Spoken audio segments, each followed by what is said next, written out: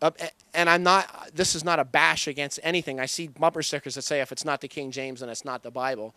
My response to that would be then, who is King James? Do you know who he is? Do you know what he stood for? Do you know who his mother was? Do you know what she stood for? Do you know about the translators who actually translated the King James Bible? Do you know what they stood for? What about the head translator? What about the several dozen guys that were underneath him? Do you know what his value systems were? We need to look into things like this, because when something is being headed up by anybody, a translation comes through, it has to go through a filter. The greatest sort of responsibility for what I do or what anyone does, I would think in my case, is to get out of the way so that it comes through as full bore as possible, to sort of have the lens as clean as possible and just let it come through as fully as possible.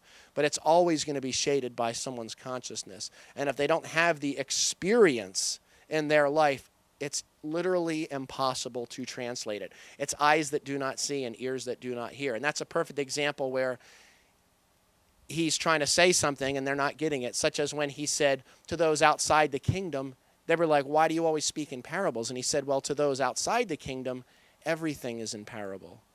He said to those outside. He didn't say the kingdom. If you look at the phrase, they weren't talking about being in a house. He wasn't saying just those outside of my discipleship, because he was speaking with the disciples. If you're not in the kingdom, everything is coded. Nothing is going to make total sense. But when you're coming from that presence, everything makes sense. It doesn't mean you're going to understand every little tiny minute detail, but what you need to know, you will know.